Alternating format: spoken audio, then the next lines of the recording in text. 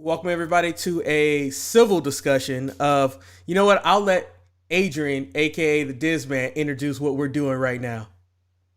Welcome, everybody, to a special edition of the Sharpshooters Wrestling Podcast. I am not Eric. I am Adrian, aka the Diz Man. And what I want to call this is a gentleman's discussion where we just sit back and talk about wrestling. And that's basically it. And whatever comes of it, comes from it. We're going to call it in the ring, basically. Okay, so it's going to be a match on the fly. This should be a Okay. very interesting turn of events and a very, how will I call it, a melodramatic edition on our network that we like to call the DSPN network. That So, word. since this is That, your floor, Mr. Dizman, do you want me to call you Adrian, Dizman? What do you want to be called? you know what? You can stick with Adrian. It's a lot easier. Okay, But Adrian, but you you know me as the Diz I Man. know you as a Diz man. What is your very first question that you want to have a discussion about? Well, first question right off the top is where did your wrestling fandom begin? You know, that's a very hard question. To Really? yeah. Oh, I have feedback. Ooh, Do you hear my feedback? I do not actually. Okay, well, maybe it was just on my end. But like I was saying, that's a difficult because like as you get older in age, your Mm, memory kind of fails you. And I know my fandom has always been with WWE. I've always been a WWE fan. So I would say that it was in the WWE. And the thing that sticks out the most to me is Hulk Hogan versus Ultimate Warrior for the Intercontinental title and the World Heavyweight title. I just know that was a big moment for my brother and I at that moment right then and there because unfortunately at that time I was Hulk Hogan and he was Ultimate Warrior. And so when the Warrior won, as anyone knows about Marcus at this point, he did not let it go. So he that was that. I mean, yeah, I stayed in WWE, and even when people tried to say, "Oh, you need to watch WCW, it's better," like even when Nitro came by, I was like, "No, I'm a WWE bias," and so it's kind of like all that I knew. So that's why, like, even when we're doing the watch alongs of the old Nitro versus Raw episodes, it's kind of like a throwback because I'm missing out on stuff that, unfortunately, I think as a wrestling fan, because I had drew my line in the sand, I would not accept any other product. How about wow. yourself? Well, let me see. I was little. I don't remember the starting point, but the point that sticks out is WrestleMania 4. And it was a Saturday night main event and Hulk Hogan was fighting King Kong Bundy. And I'll never forget it. Like you know Hulk poses after every match. Yeah. Yeah. Andre got in the ring after the match and just grabbed Hulk and started choking him. And I had to find out if Hulk was okay, but I never. And it just so happened that the following Saturday, Superstars came on and they were talking about it, and Hulk was okay, but it hooked me, and I just kept watching ever since.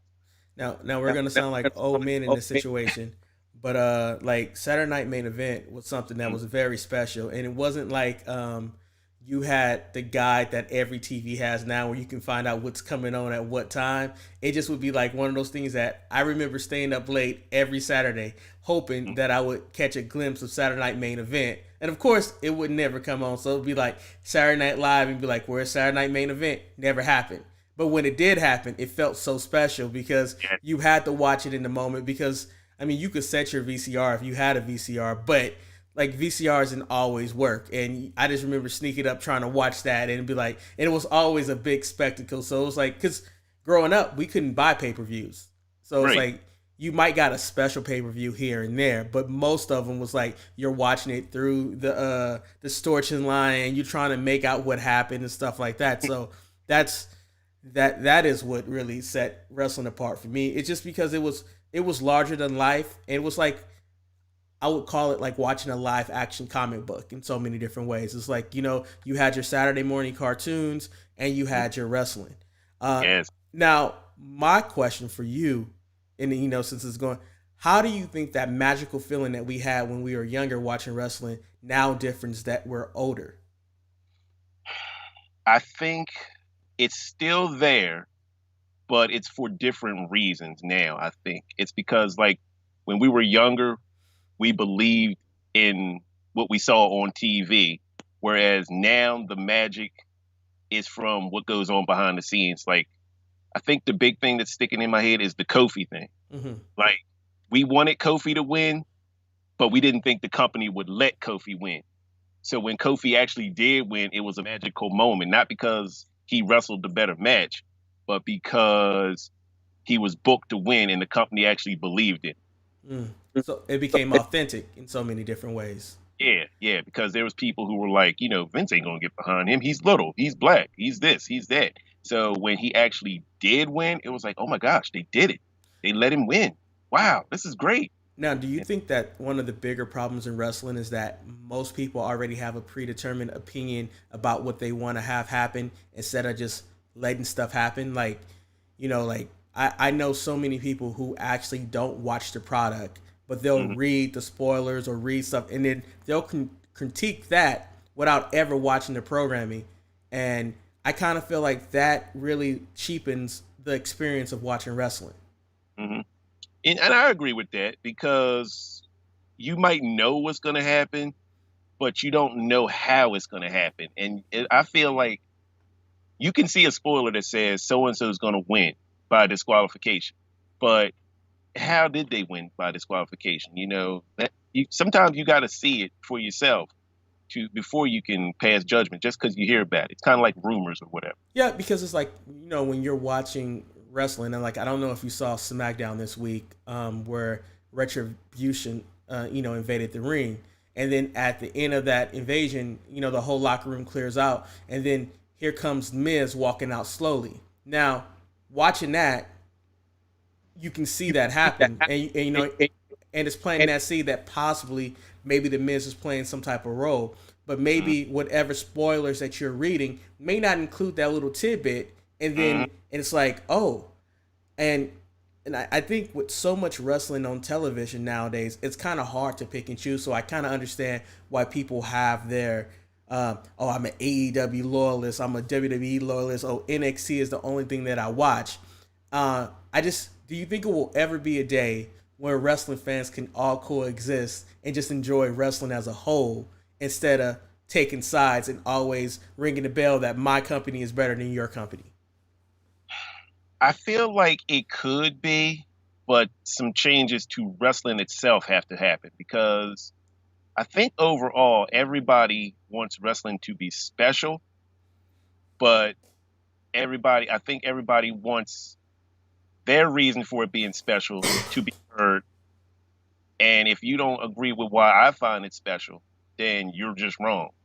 Okay. So I think if we can just agree that some companies are for you, some companies are for me, I think things will be better off that way. Yeah, and I think a lot of times what it comes down to is that people take their company that they have, and they take any shots that you take at their company as a like a shot at them. Like, how dare you disrespect something that I like when I like it? And like me being a WWE fan, if someone says WWE sucks, I'm gonna say, yeah, it might not be the best, but I still find it enjoyable.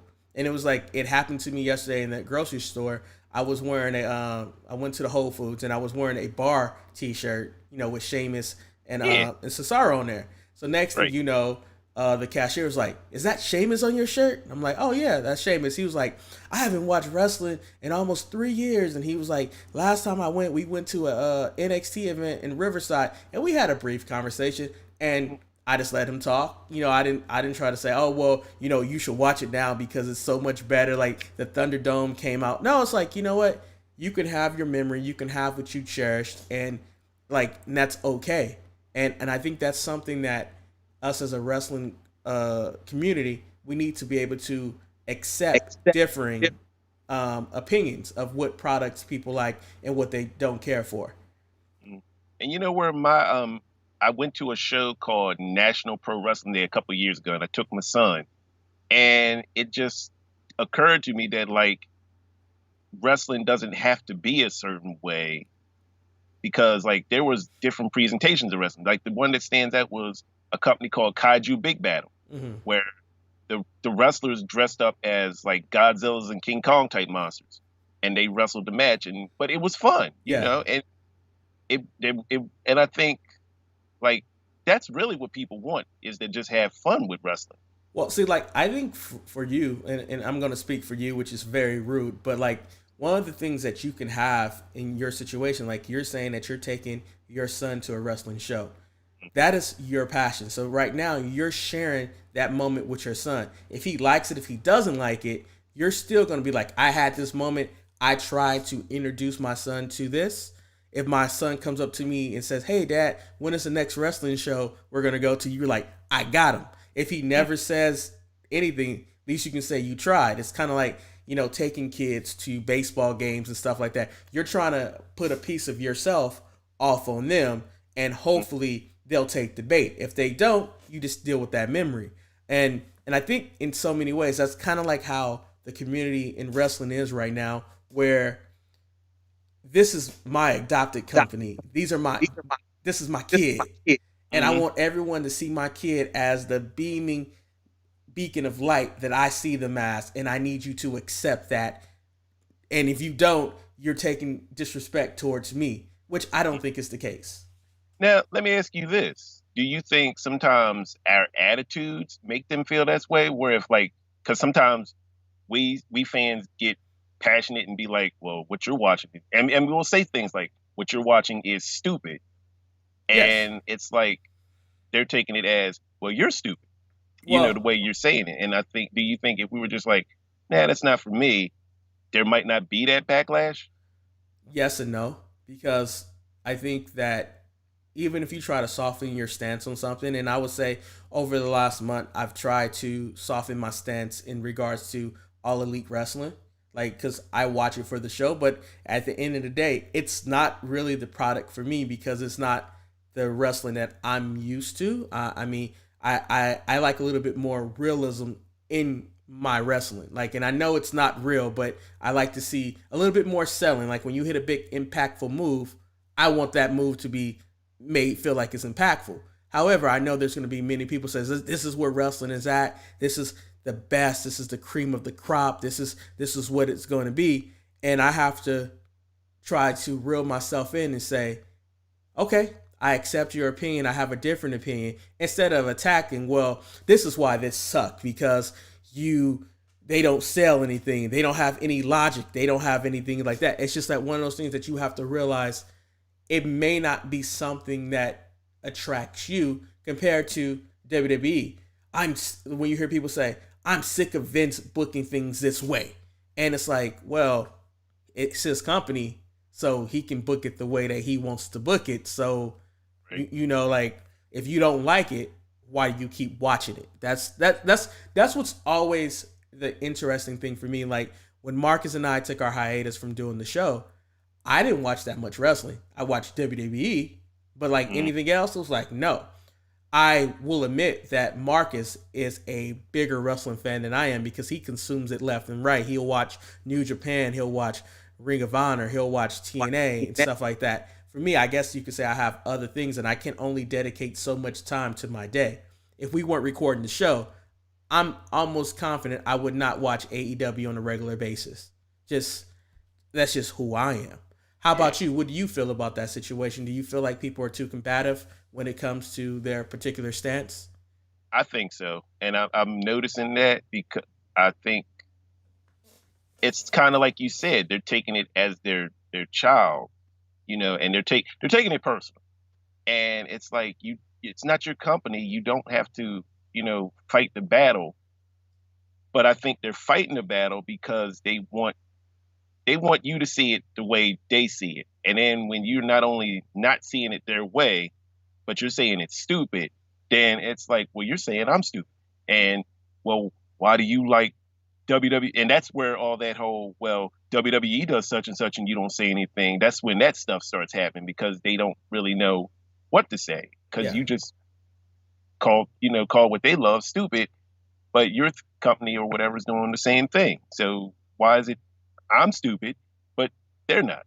Well, I That mean, type of thing. it kind of comes down to the whole, like, not to make this political, but it's the very thing of like politics right now. It was like, well, we're going to call you out on your BS, but we're going to do the same thing, but it's different because we're doing it. And that is then an errant flaw with professional wrestling. I think that people set an unfair expectation for wrestling. And I think they are, like, a lot of people are still trying to capture that moment when you were in your teenage years, maybe before teenage years, where you thought this was real. Mm-hmm. And you're trying to keep that realism there when we all know this is not real and it's a scripted television show. And you have to accept that some episodes will be bad.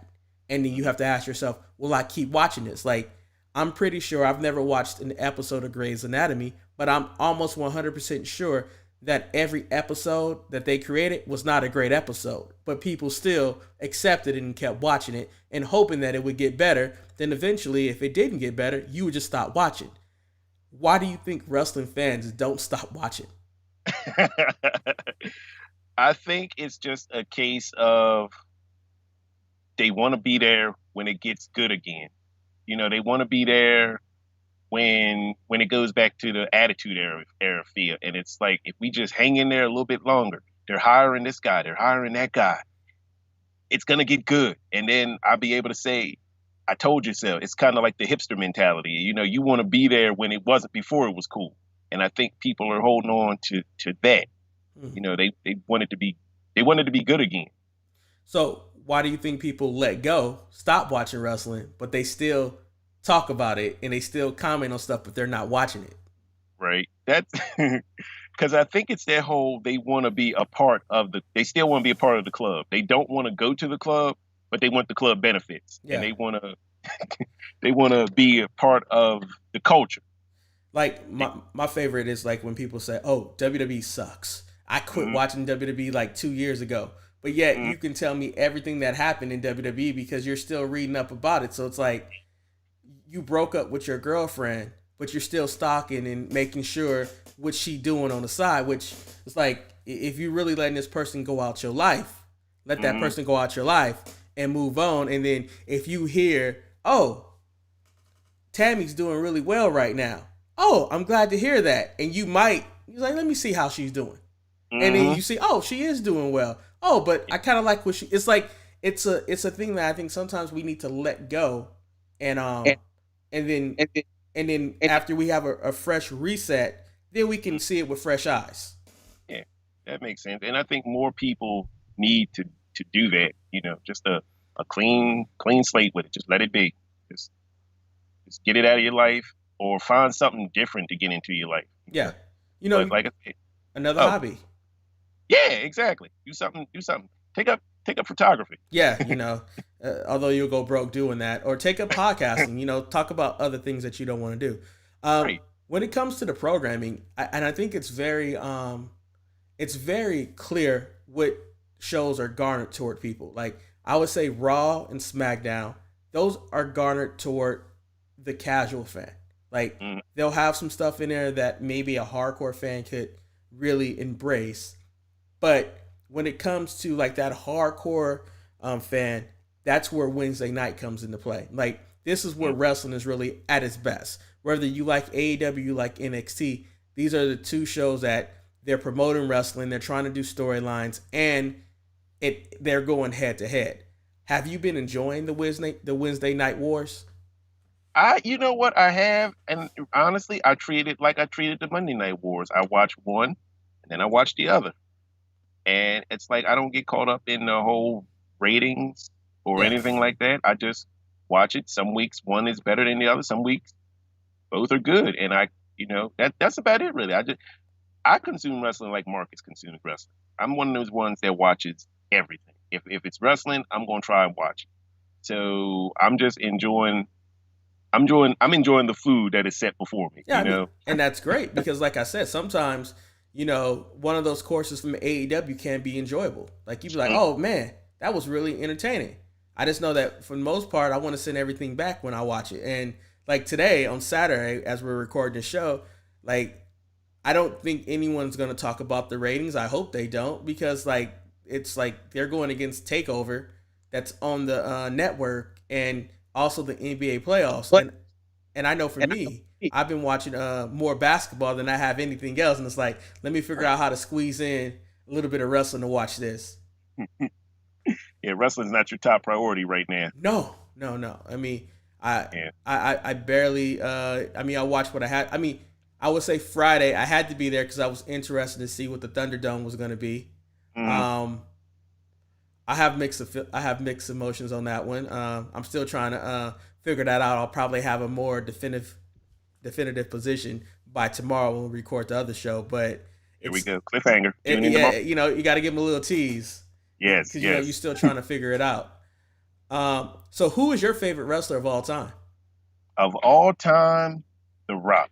The Really? Rock is Okay. yes, yes. The Rock is my guy. I always liked his comebacks and his sayings. And then as I got older, like I like who Dwayne Johnson is as a person. Okay. Like he's always talking motivational stuff. He works hard, and I just like him. And it, like I said, I always like too that he um he always had a good comeback for you. He either had a good comeback or as I got older, one of the things I noticed was even when he got beat up, he had this look on his face where, all right, you got me this time, but I'm gonna get you next time. Like he didn't just stay dead. It hurt, but you knew he was gonna get up and he was gonna get at you eventually. Yeah, the good old fashioned that you might knock me down, but I'm gonna get back up. Mhm. If I Yep. if I fall 7 times, I get up 8, something like that. I think that's how that saying goes. Yep. I would say mine's have I've thought about this because I've had many throughout the years, and you know, I think the most consistent one probably is Randy Orton. I think Okay. that he's been through there his longevity. I think the biggest downfall about Randy is that Randy's a natural bad guy, Mm-hmm. and unfortunately, he's also very likable. So Mm-hmm. WWE used him to push merchandise. So there's many parts of his run where he should have been a bad guy, but he was forced to be a good guy, and you can tell he wasn't extremely passionate about it. Like right now that he's evil and he's getting to beat up legends and stuff, you can see that he's rejuvenated right now. And hopefully tonight, I mean on Sunday, he'll capture the WWE title, which I also have mixed emotions about because like I think Drew is a good champion, Mm-hmm. but in the era where there aren't any fans, it's kind of hard to gauge his popularity Right. compared Right. to like with Randy, he has a following and Okay. he will put butts in seats. Randy, Randy grew on me once I learned Randy because like I used to be one of those people who was like, oh, he's boring. He all he does is headlocks. But as I learned, I guess ring psychology is the term. I learned what he was doing, and it's like, oh, he knows what he's got y'all. Yeah. He's y'all man. He's putting you. He knows what he's doing. And then I saw his DVD, and I learned who Randy Orton was, and it's like, okay, I get it. I understand now. I can see why people like him. He's not my favorite, but I got a ton of respect for him. Yeah, it's kind of like the whole Baron Corbin situation. You're not supposed to like Baron Corbin. You're Hmm. supposed to boo him when he shows up and he goes down to the ring and he does what he does, and you're like, oh, I want to change the channel. That's what a heel role is. You hate them so much that you want bad things to happen to them, and Hmm. I mean that takes me back to when Sergeant Slaughter turned on the United States and became an Iraqi supporter, and I was like, oh my god, and it's like. What the hell? Like it was a crazy feeling because you're this is where kayfabe was still alive, and you're like, oh my god, how could he do it? And then you hear like death threats were going his way and stuff like that. It's like, wow, this is it's insane about what people really accept and what they don't accept when it comes to professional wrestling. I think it's like people want to play along, but they don't want to really feel. They don't want to really feel mad. It's like they want to, as long as they know you're just playing, it's okay. But Mm. if you start doing stuff that touches an actual nerve and it actually makes you mad, then no, we don't want it no more because now you really hurt my feelings, and I don't want to play no more. I mean, I would say like the one thing that has really changed for me in professional wrestling is when it comes to women in professional wrestling. Because before, growing up, it was hard to say. It was just eye candy. It was like, Mm, oh, are they going to be in a swimsuit or whatever? Fine. right. But then if it was a Divas match, it's like bathroom break or something like that. Now, Right. the women's matches are must see TV. It's like I can't wait to see what they're gonna like.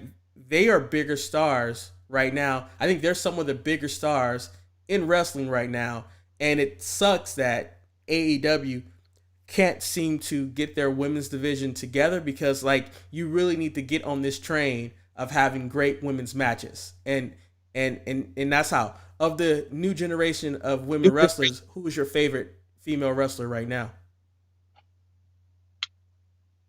Favorite? Um, before she left, I would say Becky. But Big Swole, after I heard her interview and I like how she carries herself, she's growing on me. I'm not Okay. gonna say she's a favorite yet, but she is growing on me, and it's just I like her attitude. I kind of like my wrestlers a little ghetto a little bit, and Okay. she seems to have that attitude where she's not a Barbie doll, and she's not gonna cut the cookie cutter promo. She's gonna say it a little with some slang to it, and I kind of like that. Because it relates to you in a way. Like and I get what you're saying, and I think for me, my favorite, it's also very. I realize I have the same type of wrestler that I like.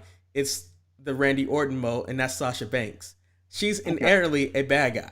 Like you want to boo her, but they put her in the role to be a good guy, and she has that ratchetness that like you when she was in NXT, the chant used to be Sasha is ratchet, and it's funny how things have grown from that point. And I remember she took a lot of flack when she decided to take her hiatus to figure out where her mind was at and stuff like that. But sometimes you have to escape and figure out, and that's one of the things that I think the wrestling community has also a hard time doing is letting go. When someone says, you know what, this isn't for me anymore, it's time for me to let go. It's kind of like with Renee Young when the story came out that she put her notice in, and the first thing the wrestling community is saying, oh, she's going to go to AEW.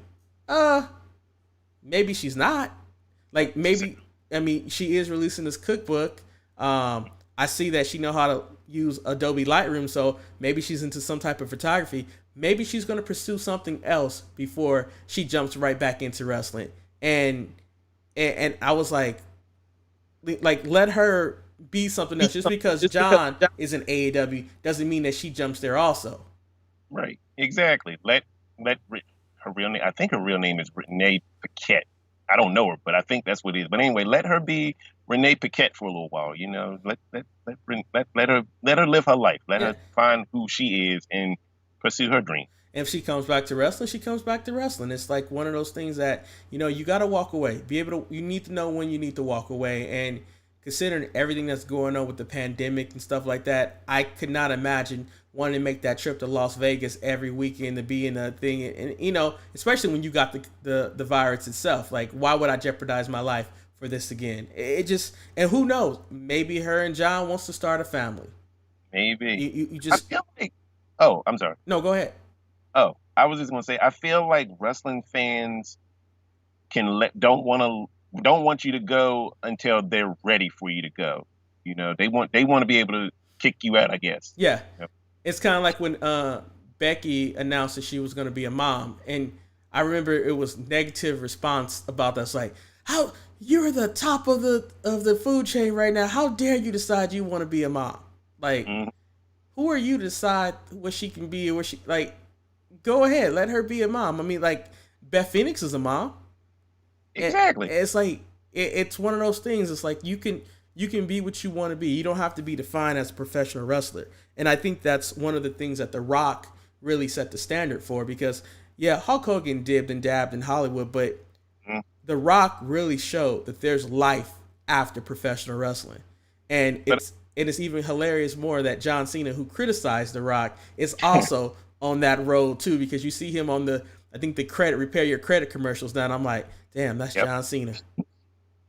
And I think it goes back to that you hurt my feelings for real. I wasn't done with you yet. Now you're leaving me, and you upset me, and I don't like you anymore because you made me mad type thing. It was like when Roman announced that he had cancer, and people were Mhm. like, "What am I supposed to do?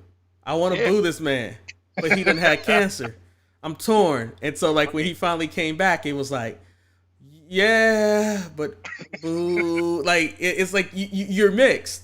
It's like I'm glad you're okay, but I still don't like you. maybe. And do you think the reason why they don't like Roman is because the media has said that he is the next chosen one? See, with that, think they I think people don't like the chosen one is because the chosen one always changes. The chosen one never stays to what we liked about you. Like going back to John Cena. John Cena was a rapper and he was cutting those rapping promos and we liked that. But the second Vince got his eye on him, he changed and he started wearing the neon and the cap and never give up and all that. And it's like, Oh, I don't so I know. think, I don't know if you ever heard. That wasn't mm, Vince doing. That was right? John.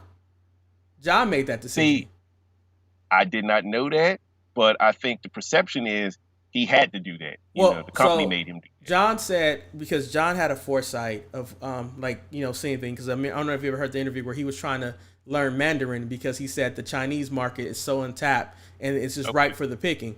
But he said that when he was doing the thugonomics thing, he realized that he was influencing so many young children and things, and he didn't want to be a bad influence for them. And so And that, like going out there cussing and like word life thus like he acknowledged that's what made his fan base, but then he also realized his fan base is under 7 and 8, and I don't want them to be thugs. So that that's makes sense. that's where he went in transition to, like whatever the neon green bright color, just the larger than life cartoon. And in so many ways, I think that was the right pivot because I think although the fans enjoyed the gangster rap John Cena, I think that had a very very short lived lifespan because all he had to do was one thing, and next thing you know, people would have turned against him.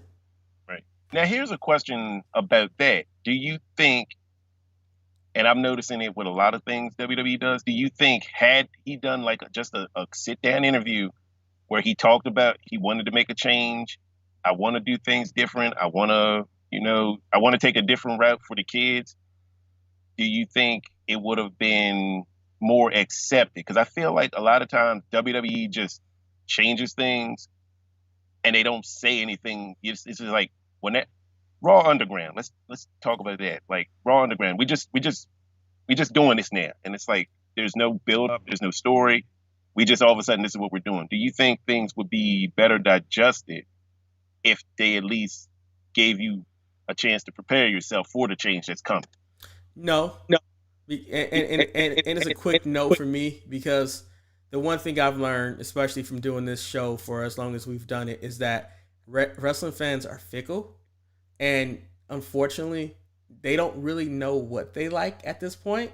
And so, if you start booking for one certain section of wrestling fans, there's going to be another section of wrestling fans that is not going to like what you're doing. So, it's a very hard thing to appease everyone. Like, I would say this: I do not like Raw Underground.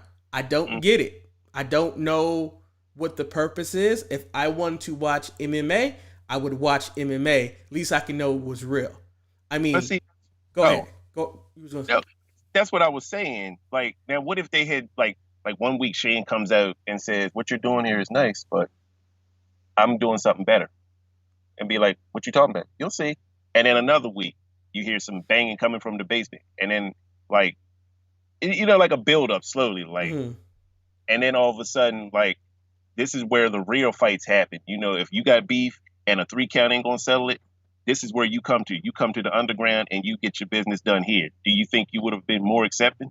No, because at the end of the day, I know it's still a work, and then they're not. And it's like with the brawl for it all, it's just like I don't know what we're trying to accomplish here. And I think Marcus is a fan because he says that some of these people look a lot better in this light than they do in the ring. But then I asked the question: is how does this Raw Underground translate to the main roster? Like, how Yeah. does your wins and the Underground actually matter? Now that Riddick Moss got that win over Rua, does that mean that now he can get a match on Raw? Like, I don't know what the whole end goal is.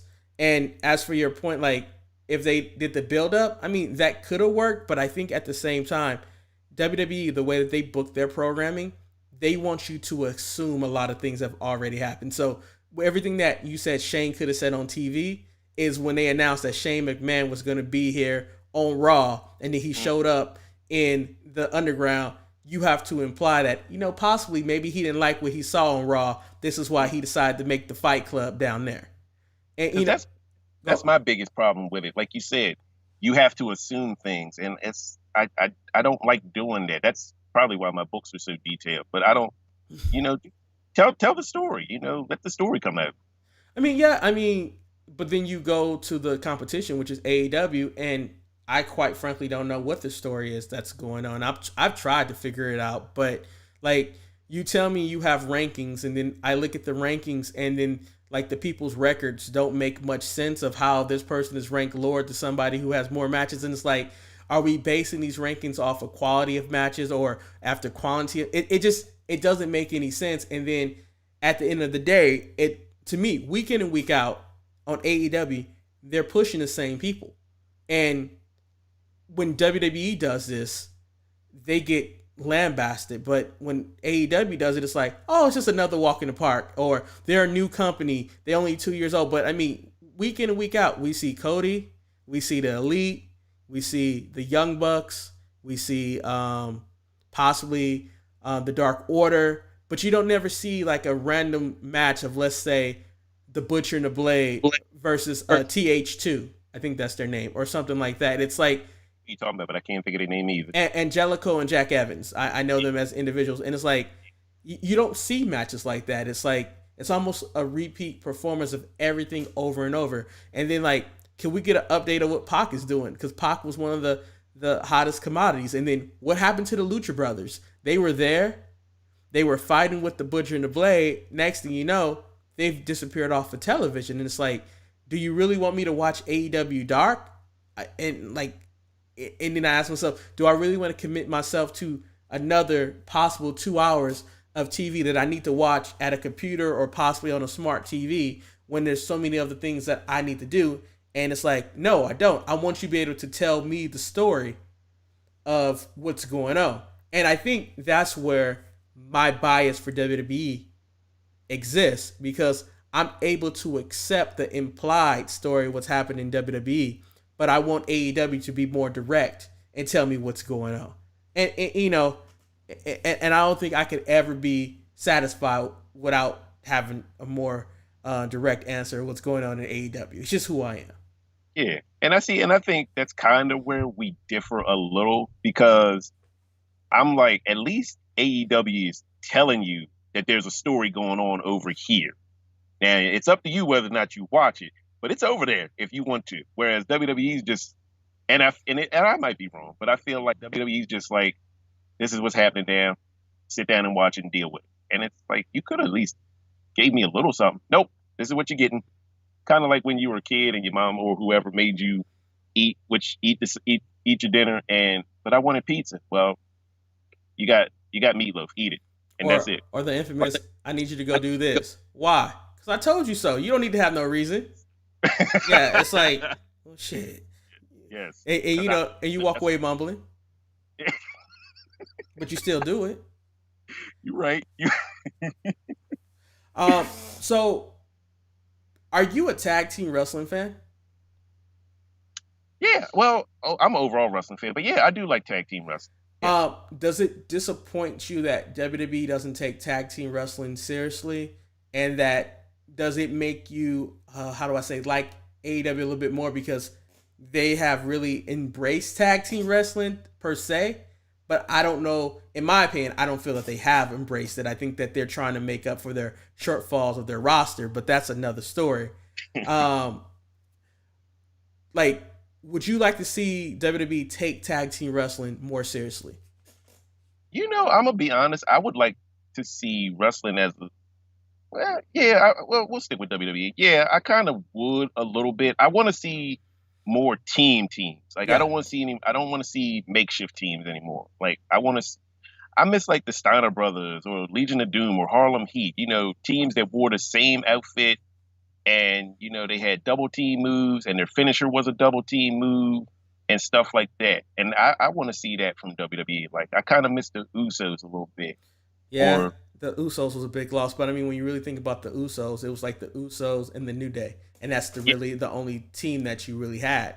And then and the ball. like in the bar, and Yeah. like for me, what's frustrating is like you have Nakamura and you have Cesaro, Mm-hmm. and they're a team, but they still feel like two individuals because I think the difference from when we were watching wrestling to now is that before the tag team wrestlers, they rarely fought in singles matches. Like you saw them here and there, but it was like they were always in a tag team fighting some type of jobber.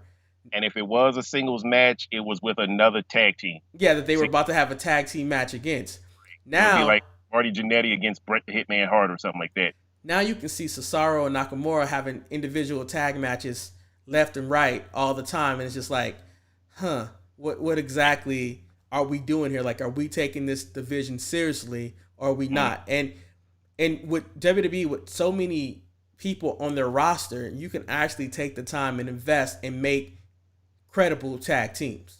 mm-hmm. But for whatever reason, they won't do that. Right. Yeah. And I would like to see that because I do kind of miss that. I want to see some more double team stuff. Yeah, Quick tags, cutting the ring in half, stuff like that. which I can understand why people like FTR, and I can see where FTR in AEW is a very big draw. But like for me, my big issue that I have is that your tag team champions is Omega and Page, and they don't seem to be on the same page. Like it's every other week, Omega's fighting with the Elite, and I'm like, why is he fighting with the Young Bucks? Like they're a tag team. They should be arch nemesis because you should want to fight for these titles. But at the end of the day, you guys are still a crew. And then at a point, it's like Paige has to say, I'm fed up with this. I'm going on my singles run. And then I think they even said it last week. We're two singles wrestlers that end up being a tag team champions. And like, does that really help your division? Where it might be better if possibly the Young Bucks or FTR or the Butcher and the Blade actually walked around with the championship belts because they're established teams compared to everybody that's just linking up with each other. I get that. I can't argue with that, and that makes sense. If you are an established team, then you should be a more cohesive unit as opposed to two singles wrestlers. So I really can't argue with what you just said. But I but we, think but we the need you only to thing, argue. hmm? We need you to argue though. That's the whole purpose of wrestling is to argue. I can pretend to be mad. I can work it, and pretend, but you made a good point, so I really can't go against it. I think the only thing that I would change is just if you're gonna have those two together, tell a better story as to why they're so cohesive, why they are able to beat these more established teams. I think that would probably help, a lot of, I guess, the I can't think of the word right now, but Well, against AEW. well, the thing about with Omega and Page though is that they are not cohesive. They're like two individuals that are like trying to do their own thing. Like you have one person is doing their interests, and the next Page is in the ring attacking the other team, and I'm just like, wait a minute, what are we doing here? Like what are we trying to establish? And I mean, quite frankly, I think the most consistent thing about AEW is Cody Rhodes, and of course, I was a Cody Rhodes fan beforehand, so of course there's a bias there too. Um, see, I wish I could get more into New Japan, but I just can't because it's a time thing. It's like Yeah, I have Marcus's password, but I'm not, going to do that. It's just too much going on, and then like this was a great week of being off. Like I did absolutely nothing, like right. absolutely nothing, and it was like it's video games I have to play on my to do list, but I did absolutely nothing. That's my plan for this week because I'm on vacation this week coming. So that is my plan too, to Yeah, do nothing. it's great. Well, sometimes you make a plan. I'm going to do this. I'm going to do that, and then next thing you know, it comes Friday. It's like, man, I didn't do a damn thing. Oh well, it felt great doing it. Right, right. And I'm going back to work and told people that. What did you do this weekend? Nothing, and I'm Yeah. okay with it. Uh, so any more questions or I had one, but I can't remember. Vince must have jumped into your brain and tore up the script and decided to rewrite it. Oh, there was no script. But uh, yeah. I was gonna say, do Oh, you? Oh, go ahead. that's You have your that's what question. that's what it was. Let me ask you this, and it might. Okay. Do you feel that? and I know this is going to be weird because you are one, but do you feel that podcasts have kind of affected wrestling? Because, like, and I'm not picking on y'all, but a lot of shows like y'all's talk about everything. Whereas, do you think it would be better if y'all just focused on what you did like and just let the chips fall where they may with other stuff? I think as a whole, podcasts, internet, social media, I think it has affected everything. And Hmm. I think on this Sunday show, I'm going to try something new where instead of going through the entire shows with a fine tooth comb, I'm just going to talk about stuff that I liked or stuff that I disliked, and it's maybe try to keep each show to maybe 5 things that I took from it and go from there. Just to try to cut down the show because I think it's hard for anybody to try to listen to a 3 hour show anytime. Like, I think the sweet spot is an hour to an hour and a half. But, that's just my own personal opinion. But yeah, Right, I think that the thing about opinions is that everybody has one. right. And at the end of the day, we are going to gripe, we're going to complain, we're going to say, oh, they should have did this, they should have did that. But it's AEW, that's their company. It's WWE, it's their company. It's New Japan, it's their company. They have to do what they feel is right. You Mhm. cannot start trying to change your programming just because you hear a very vocal audience say that this sucks, this sucks, this sucks. And I'll give you my prime example of this is that if everybody remember the very, very, very, very first episode of the Firefly Funhouse with Bray Wyatt, I was in the minority of a group that enjoyed it. I thought it was weird and creepy enough to say, hey, this is interesting. I remember the entire internet. Oh my God, how dare they do this to Bray? They're killing Bray's character with this puppets and stuff like that. This is insane. This is not how you book. This is what they should be doing. And that's what you heard. Yep. Same thing happened with the New Day. The New Day came out. Why they got them singing and dancing? This is stupid. Blah blah blah blah. Next thing you know, something happens. Oh my God, this is the greatest thing I've ever seen. I can't believe that they it's like one of those things like the Bray Wyatt character turned into the Fiend, and then the Fiend became, oh, now you have to protect the Fiend at all costs. And I'm like, but you guys are here 6 months ago talking about this ain't crap right here. So you have to make up your mind. So my biggest issue with WWE is that I feel that a lot of the times they're very short sighted. Like Mhm. they're booking for the now compared to when I was watching wrestling a long time ago. Mhm. You booked for the future. Like Yep. this little nugget that happened right here is going to pay off 6 months from now, not 6 days from now. And I think it's just the patience of no one has any patience anymore. We want that instant gratification. And I Mhm. think that's what it is. And so, yes, I think that the internet, podcasts, social media, I think everything has affected wrestling. And it's nothing you can do about it. And I think in so many ways, it's affected society as a whole. What about yourself? I agree. I would just real quick because you saying about the planting of the little seed, it reminded me of the Macho Man, Hulk Hogan, the Mega Powers explosion, and I'll never forget.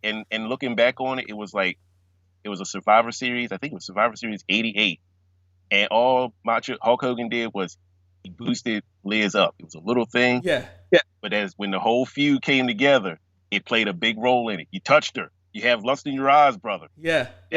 So I know exactly what you're talking about. And Or even if you go to the Rockers when they broke up, and it's like mhm, you're sitting there and like the announcers are painting a scene like Shawn Michaels is kind of being an individual. The next thing mhm, you know, he throws him through the barbershop window. It's like, oh my God, I did not see that coming.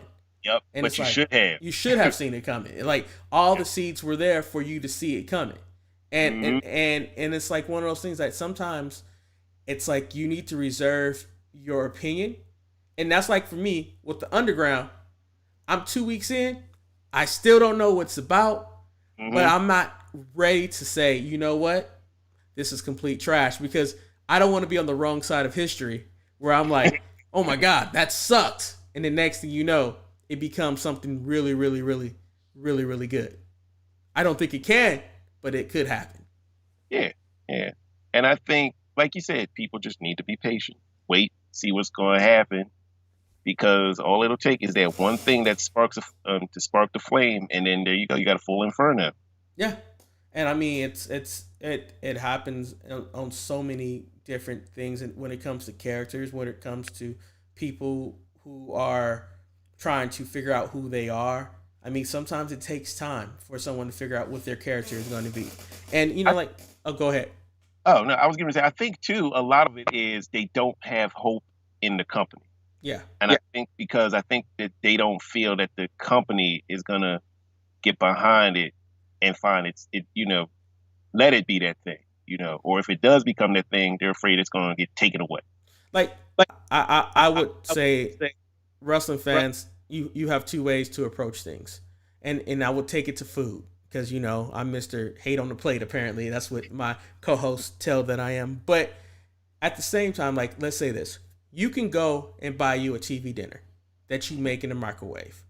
It will still quench that hunger that you have, and it will be quick. It will be a quick quench, like no more than 5 minutes, right?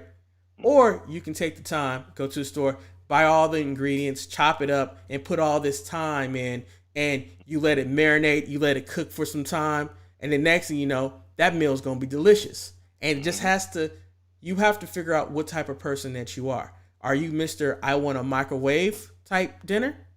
What that is, that instant gratification, like I want to have that instant payoff? Or are you someone that is willing to let the time and let it cook and let it get better over time?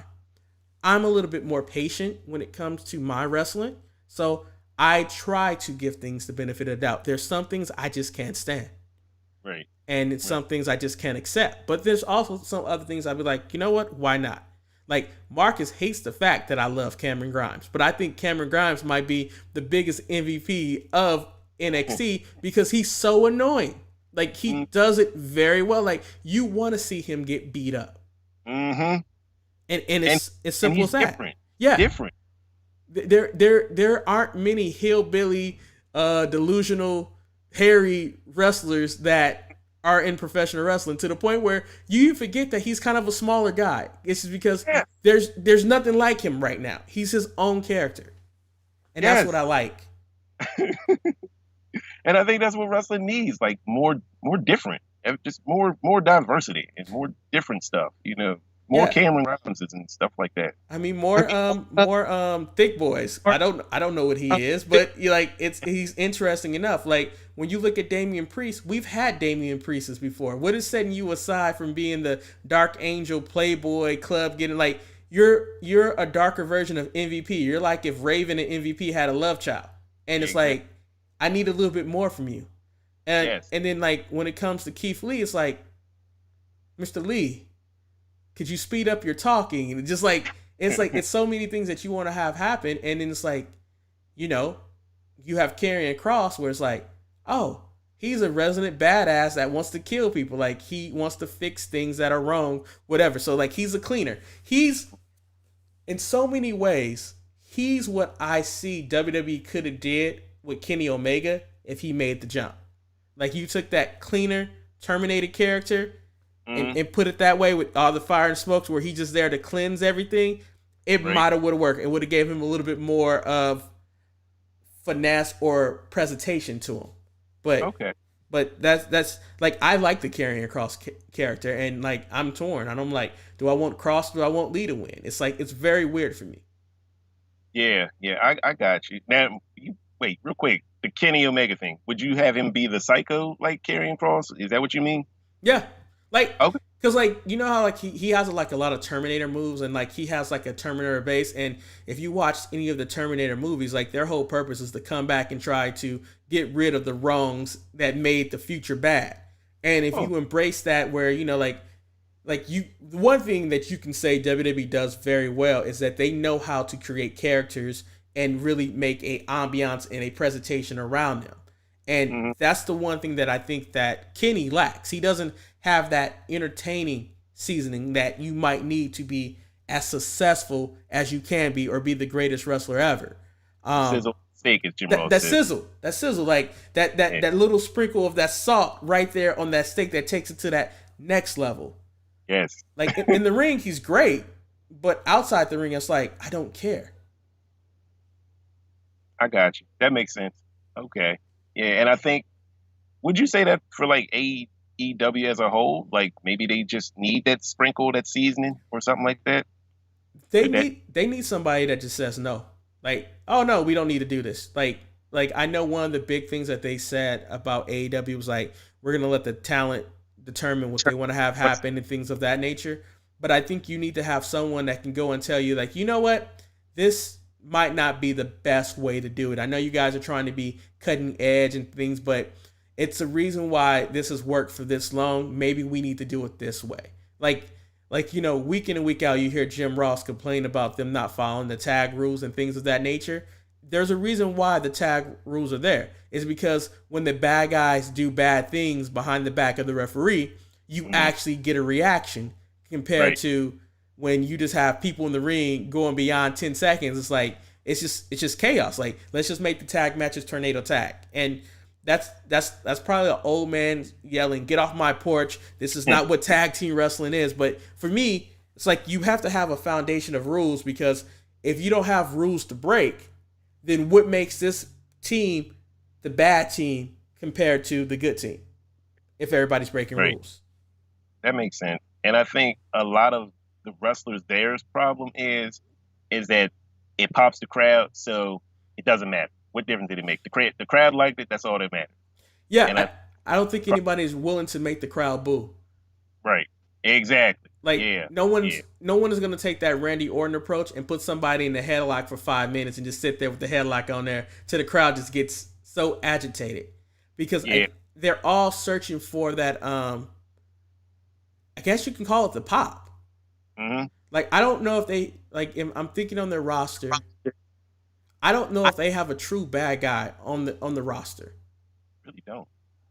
and it's Jake like Snake is the closest one, I think. yeah, but then you have his monster abusing him by writing "everyone dies" on his back, which I still don't understand what that's about. And then like you don't even see the Murder Hawk on TV, and like they totally squandered what they did with Brian Cage. I don't know what that was, but you know.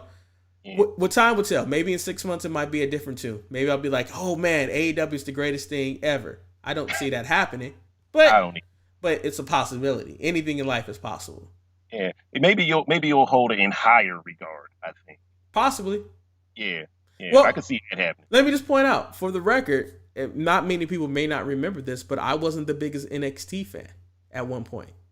Like You- I didn't get it, and I mean I enjoyed their takeover shows, but like for me, I'm a wrestling fan that likes stories. I like to have people doing a reason. I need people to have motivation of why said person is attacking this person, and that's just something that I need to have. Like I think for me, like one of the biggest match that is happening tonight is Finn Balor versus Timothy Thatcher because we still don't know why Timothy Thatcher decided to interfere in the Velveteen Finn Balor match. But at the end of the day, the match is happening, and it has some type of I guess momentum behind it because you cost Finn his championship match. So now you have to pay the price. Like, and Right, you ask the question, does the demon come back today?